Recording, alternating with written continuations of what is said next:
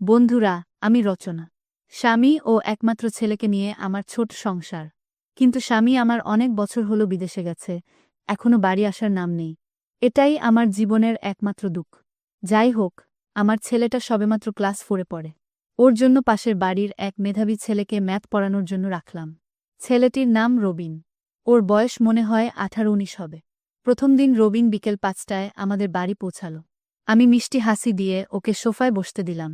এর কিছু সময় পর আমি ওর জন্য চা এনে বললাম, একা বসে নিশ্চয়ই বোর হচ্ছিলে। কি করব বলো, একা মানুষ সব নিজেকেই সামলাতে হয়। ও আমাকে কাকিমা বলে ডাকে। তখন ও বলল, না না কাকিমা, ঠিক আছে, আমায় নিয়ে চিন্তা করতে হবে না। এরপর কিছু সময় কথা বলে ও চলে গেল। কথা হলো পরের সোমবার থেকে সপ্তাহে 3 দিন পড়াতে আসবে। আমিও বললাম, ঠিক আছে। এভাবেই রবিনের আমাদের বাড়িতে আসা শুরু হলো। ধীরে ধীরে ও যেন আমার পরিবারেরই একজন হয়ে উঠল। শুধুমাত্র ছেলেকে পড়ানো নয়, আমার টুকিটাকি 5-4 মাসও পালন করত। সপ্তাহে 3 দিন পড়ানো থাকলেও রবিন প্রায় রোজই আমাদের বাড়ি আসত। এভাবে আস্তে আস্তে আমি ওর উপর নির্ভরশীল হয়ে পড়লাম। ওদিকে আমার ছেলেও ম্যাথ বেশ ভালোই বুঝতে লাগল। যদিও ওকে মাসে 1000 টাকা দেয়ার কথা হয়েছিল, কিন্তু আমি মাইনে ছাড়া ওকে আরও কিছু বেশি দিতাম। অবশ্য ও আমার অনেক কাজ করে দিত। ব্যাংক, ইলেকট্রিক বিল দেয়া। অনেক সময় আমার সাথে মার্কেটিংও নিয়ে যেতাম। আমি প্রথমে ওকে তুমি করে বলতাম। তা কখন যে তুইতে নেমে এসেছে আমরা কেউ বুঝতে পারিনি। সেদিন সকাল থেকেই অঝোরে বৃষ্টি চলছে। আর আমি রবিনকে কল দিয়ে বললাম, কিরে, কি করিস? ও বলল, কি আর করব, বাড়িতে বসে বোর হচ্ছি। আমি তখন বললাম, চলে আয়, খিচুড়ি আর ইলিশ মাছ ভাজা বেঁধেছি। ও বলল, ওহো, আমার ফেভারিট, ওয়েট, এক্ষুনি আসছি। ও তখন বৃষ্টিতে ভিজেই আমার বাড়ি চলে আসল। তা দেখে আমি ওকে একটু রাগ দেখিয়ে বললাম, বৃষ্টি একটু কমলে আসতে পারতি তো। নাকি নিমন্ত্রণ যখন করেছি নিশ্চয় না রেখে খেয়ে নিতাম না। এই বলে আমি তলে দিয়ে ওর গামাথা মুছে দিতে লাগলাম। তখন ও বলল, কি যে বল, তোমরা খেয়ে নিলে পরে একা খেতে কি আমার ভালো লাগবে বল। আমি বললাম, আমি এখনো খাইনি মশাই, আপনার জন্য অপেক্ষা করছিলাম। তারপরে আমরা দুজনে একসাথে খেতে বসলাম। খাওয়ার সময় আমরা বেশি একটা কথা বলছি না। শুধু আমি ওকে আর খিচুড়ি লাগবে কিনা জিজ্ঞেস করলাম। যাই হোক, অনেকটা নীরবতার সাথে আমরা খাওয়া শেষ করলাম। খাওয়া শেষ করে আমরা বারান্দায় এসে বসলাম। বৃষ্টি আবারও নেমেছে মুষলধারে। বৃষ্টির প্রকোপ বাড়তে লাগল। বেলা মাত্র 3টের সময় দিনের আলো অনেক কমে এসেছে। তখন আমি ওকে কিছু বলছি না দেখে ও আমার পাশে এসে আমাকে বলল, কি হয়েছে? কিছু বলছো না যে? আমি হালকা হেসে বললাম, কিছু না রে। ও বলল, আমি খেতে বসেই খেয়াল করেছি তুমি বেশি কথা বলছো না। বল না, আমি কি কোনো ভুল করেছি? আমি বললাম, আরে তুই ভুল করতে যাবি কেন? এমনি মনটা ভালো লাগছিল না। ও বলল, প্লিজ বলো না, কি হয়েছে? আমি বললাম, আচ্ছা তোর গার্লফ্রেন্ড আছে? ও বলল, না, নেই। আমি বললাম, সে কি? কেন? ও বলল, নেই, তার কারণ আমি যাকে ভালোবাসি তাকে আমি কোনদিন পাবো না জানি। আমি বললাম, তুই কি প্রপোজ করেছিস? ও বলল, না, আর করব না কোনদিন। আমি বললাম, কেন? তুই আমায় সবকিছু বল। ও বলল, আগে তুমি বলো তোমার কেন মন খারাপ?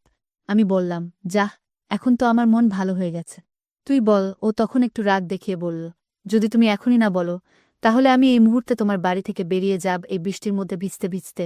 আমি বললাম, তুই এত অবুঝ কেন বলতো? ও বলল, ওকে, আমি চলে গেলাম। আমি বললাম, দাঁড়া, আজ আমার জন্মদিন ছিল। আগে ছেলের বাবা বিদেশ থেকে আমায় উইশ করত প্রতিবার, এবার করেনি, তাই। ও বলল, এত দারুণ খবর, আমায় আগে বলনি কেন? Happy birthday to you. এবার বুঝলাম কেন তোমার মন খারাপ। চলো, আজ বিকেলে আমি তোমায় ট্রিট দেব। আমি বললাম, সে পরে দেখা যাবে। এবার তোর কথা বল। ও বলল, কি আর বলবো, ওসব আলোচনা করে কি হবে বল, যেটা কখনোই হবার নয় তা জেনে কি হবে? আমি বললাম, তা আমি বুঝব, তোকে বলতে বলেছি, বল মেয়েটাকে তোদের সাথে পড়ে। ও বলল, ঠিক আছে, তোমার যখন শোনার এত ইচ্ছে আমি বলছি, কিন্তু তার আগে কথা দিতে হবে, তুমি রাগ করতে পারবে না। আমি বললাম, ঠিক আছে, কথা দিলাম। এবার বলতো, তার সাথে কি তোর কথা হয়? ও বলল, আমি ঠিক এই মুহূর্তে তার সামনেই দাঁড়িয়ে আছি। ও এটা বলার পর মিনিট 10 ধরে ঘর নিস্তব্ধ, কেবল বৃষ্টির শব্দ ছাড়া আর কোনো শব্দ নেই। আমি জানালা দিয়ে এক মনে বাইরে তাকিয়ে বৃষ্টি দেখছি। আর ও মাথা নিচু করে সোফায় বসে কি করবে তা ভেবে বিমুঢ়। ও একটু পরে আমার কাছে এসে বলল, তুমি আমায় কথা দিয়েছিলে যে রাগ করবে না। আমি জানি তোমার খারাপ লাগছে, হয়তো আমায় বাজে ভাবছ, কিন্তু আমি কি করব বল? এটা সত্যিই যে তোমায় ভালোবেসে ফেলেছি। আমায় তুমি ক্ষমা করে দিও। বিদায়। আর আমি কোনদিন আসব না তোমার সামনে। ও ও যখন এই কথা বলে চলে যেতে লাগল, আমি তখন ওকে পেছন থেকে হাত টেনে ধরলাম আর চোখে জল নিয়ে বললাম, একটা সত্যি কথা শুনবি? ও বলল, বল। আমি বললাম, আজ এই কথাটা বলার জন্যই তোকে আসতে বলেছিলাম, কিন্তু বলার সাহস করে উঠতে পারিনি। এই শুনে ও আমাকে আঁকড়ে ধর। বৃষ্টি তখনও কমেনি। একটু পরে আমি ওকে বললাম, কিন্তু আমাদের এই সম্পর্কের পরিণতি কি, তা কি বুঝতে পারছিস? ও বলল, জানি না, আর জানতেও চাই না। আমি বললাম, কিন্তু আমি আজ তোর কাছ থেকে একটা কথা নিতে চাই, দিতে পারবি? ও বলল, অবশ্যই, শুধু একবার বলো। আমি বললাম, দেখো, আমি চাই না আমার জন্য তোর জীবনে কোনো ক্ষতি হোক। তাই যেদিন আমি মনে করব এই সম্পর্ক আমি শেষ করে দেওয়ার সেই অধিকার আমার থাকবে, তখন তুই বাধা দিতে পারবি না। ও বলল, এটা কি কোনো কথা হলো? আমি বললাম, আরেকটিও কথা না। এই শর্ত না মানলে এখনই সব শেষ। তখন অগত্যা ওর আমার শর্ত মেনে নেয়া ছাড়া আর কোনো উপায় ছিল না। এরপর ও আমার জন্মদিন উপলক্ষে আমাকে নিয়ে ঘুরতে বেরোল। যদিও আবহাওয়া ভালো ছিল না, কিন্তু ও আমার কোনো বারণ শুনল না। তারপর আমরা ঠিক করলাম নাইট শোতে সিনেমা দেখে ডিনার করে বাড়ি ফিরব। এরপর আমরা বক্সের 2টো টিকিট নিয়ে হলে প্রবেশ করলাম। সিনেমা শুরু হতে না হতেই ও আমাকে আঁকড়ে ধরল। তখন আমি ওকে বললাম, এখানে নয়, বাড়ি গিয়ে। ও বলল, কিন্তু বাড়িতে তো তোমার ছেলে থাকবে। আমি বললাম, সেই চিন্তা আমার। তুই চলো। হল থেকে বেরনোর প্রায় সাথেই ছেলের ফোন। ও নাকি ওর এক ফ্রেন্ডের বাড়িতে আটকে গেছে, আজ ফিরতে পারবে না। আমি তখন ওকে বললাম, ঠিক আছে বাবা, সাবধানে থাকো। আমি ফোন রেখে ওর দিকে তাকিয়ে মুচকি হেসে বললাম, তোর ছাত্র ওর এক ফ্রেন্ডের বাড়িতে গেছে, আজকে নাকি আসতে পারবে না। ও তখন সঙ্গে ওর বাড়িতে ফোন করে জানিয়ে দিল যে আজ আর বাড়ি ফিরছি না। আমি তখন ওকে বললাম, এবার তাহলে বাড়ি চল। এরপর আমরা রেস্তোরাঁয় বিরিয়ানি খেয়ে টুকটুকে চড়ে বাড়ির উদ্দেশ্যে রওনা দিলাম। তখন আকাশে মেঘের ডাক শোনা গেল। আর ও আমাকে বলল, মনে হচ্ছে আজ রাতে প্রচুর বৃষ্টি পড়বে। আমিও হেসে বললাম, সে আমি খুব বুঝতে পারছি। বাড়ি ফিরে আমি ফ্রেশ হতে গেলাম। আর ও টিভি চালিয়ে দেখতে থাকল।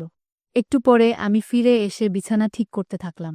তখন ও আমার কাছে এসে আমাকে আঁকড়ে নিল। আর আমিও সম্মতি জানালাম। এইভাবেই আমাদের এক মিষ্টি সম্পর্কের সূচনা হয়েছিল। তো বন্ধুরা, আজকের ভিডিওটা এখানেই সমাপ্ত। ভিডিওটি ভালো লাগলে লাইক, শেয়ার এবং চ্যানেলটি সাবস্ক্রাইব করতে পারেন। ভালো থাকুন, সুস্থ থাকুন। ধন্যবাদ।